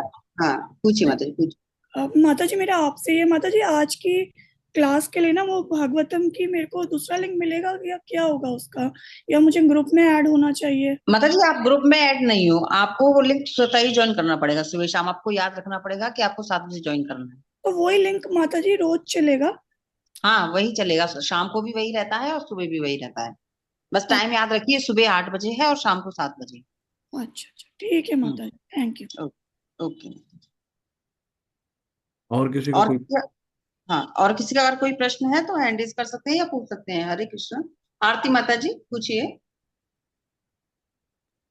हरे कृष्णा, वो मैंने रीडिंग के लिए हैंड रेस किया था, फिर भी मेरा एक क्वेश्चन है कि जो ये अन्य देवी देवताओं का आता है, तो ऐसे हम लोगों के जो कल्चर है उसमें बहुत सारे फेस्टिवल होते हैं, तो हम फिर कैसे उसमें पूजा कर सकते हैं? अब जैसे गणगौर है, उसमें शिव पार्वती का कुछ ऐसा पूजा होता है पूरा, तो जी, हम उसको कृष्णमय कैसे बना सकते हैं? जैसे हम रिचुअल तो भले ही वो कर ले, लेकिन हम उसको कृष्णमय कैसे बना सकते हैं? हमने अभी बीच में बोला था ना माता जी कि कहीं भी जाओ, आप शिव के मंदिर जाओ, दुर्गा जी के जाओ जाओ, उनको प्रणाम करके उनसे भक्ति मांगो, भगवान की भक्ति, क्योंकि शुद्ध वैष्णव हैं। तो हमें उनका आदर करना, सम्मान करना है ना। तो हमें उनसे कुछ अपने स्वार्थ के लिए नहीं मांगना है। भक्ति में आदमी क्या है, निष्काम, मतलब हमें ये नहीं कि भगवान हमें ये दे दो। भाई आदमी भगवान के मंदिर में जाके क्या करता है, कुछ ना कुछ मांगता है ना अपने भौतिक चीजों की, कि मुझे मेरे बेटे की नौकरी लगवा दो, मेरी बेटी की शादी करवा दो, मेरा मकान बन जाए, मुझे पैसा मिल जाए, मेरी गाड़ी आ जाए। तो हमें ये नहीं मांगना है। आपको जाना है, उनकी पूजा करो, प्रणाम करो, उनका सम्मान करो। शुद्ध वैष्णव है भाई, देवों के देव महादेव हैं। तो आप उनसे भगवान की भक्ति मानो, बड़े खुश हो जाएंगे कि चलो कोई तो आया भक्ति मांगने वाला। यहाँ तो सब ये दे दो, वो दे दो, वो दे दो, इसी में लगे रहते हैं। मैं इतना मेरा काम हो जाए तो मैं आपको प्रसाद चढ़ाऊंगा, मतलब वहां भी जाके बार्गेनिंग रिश्वत देना शुरू कर देते हैं। 1 किलो पेड़ा चढ़ाएंगे, भगवान मुझे गाड़ी दिलवा दो। तो भगवान आपके 1 किलो पेड़े के भूखे थोड़ी हैं। ठीक है। तो हमें शुद्ध भक्ति मांगनी है, जहां भी जाओ सभी देवी हाँ, देवता जाओ, दंडवत करो, शुद्ध भक्ति मांगो, उनकी पूजा करो, आराधना करो, उनको खुश करो। खुश होंगे तो तुरंत भगवान की भक्ति आपको मिलेगी, है ना। जी। मेरा ये भी मेरा क्वेश्चन ऐसा था कि जैसे कि घर में हम कोई जैसे करवा चौथ आती है या कुछ भी आती है, जी तो हम जी। वैसा ना करके, जैसे चौथ माता रहती है, गणेश जी बैठाते हैं, तो अब हमने वही सासू माँ हमारी वैसे ही बताई है, तो हम वो ना करके, हमारे यहाँ जगन्नाथ बलदेव सुभद्रा जी की सेवा है, लड्डू हम्म। गोपाल की सेवा है, तो हम वैसा कर सकते हैं कि जो चीज अर्पण हम इसमें करते हैं हम उनको अर्पण करें, और वो वैसा छोड़ दें करना जी नीचे जो। माता जी, भोक्ता राम एक तपसाम, तो सारे यज्ञ का स्वामी भगवान विष्णु ही हैं। आप किसी के जरिए कुछ भी दोगे भगवान को ही पहुंचता है। लेकिन अगर आप ये सब करने लगेंगी तो समाज में जहां रह रही हैं, सासू जी से कौन लड़ाई करेगा, लोगों को कौन समझाएगा। तो ज्यादा तर्क वितर्क में भक्त नहीं पड़ता है। जो जैसा रूल चल रहा है उसको चलाते रहिए, लेकिन मन में आपको क्या करना है कि हे प्रभु हमें भगवान की भक्ति दो, हमें कृष्ण से मिलाओ, हमें हमारे अंदर दिल में कृष्ण का प्यार बढ़े। तो हमें सिर्फ ये मांगनी है उनसे पूजा करके। तो जो पूजा पाठ चल रहा समाज में उसको उससे हम कहाँ दूर जा सकते हैं, है ना। तो कल के आप दूर जाओगे तो आप ही अलग हो जाओगे, तुम सेग्रीगेट हो जाओगे, ये तो मानते ही नहीं किसी चीज को। तो आप उनको पहले उस चीज में लाओ अपने परिवार को। जब ले आओगे तो फिर लड्डू गोपाल सर ऊपर ही। फिर हमें क्या करना है, हमें एकादशी का व्रत रहना है और जन्माष्टमी का व्रत रहना है। जो जितने हमारे गुरु महाराज जी हैं, तिरुभाव दिवस है, तो इस चीजों में हाफ डे रहना है ना। तो बहुत कुछ करना ही नहीं है। तो सिर्फ हमें कृष्णम तो भगवान से, हम सिर्फ भगवान के देखना है, बाकी सब अपने आप हो जाएंगे। जब पेट में यदि खाना सब गया। मान जाते हैं तो हम वैसा कर सकते हैं ना। हाँ बिल्कुल कर सकते हैं, बिल्कुल। है ना। भाई जब सब एक लय में होगा फिर कोई किसी को लेग पुलिंग नहीं होगी ना, किसी का कोई विरोध नहीं होगा, किसी को आपको सफाई देने की जरूरत नहीं पड़ेगी। जी जी जी। ठीक है ना। Thank you, thank you. Hare Krishna Hare Krishna. Hare Krishna. Anil Prabhu ji, Hare Krishna.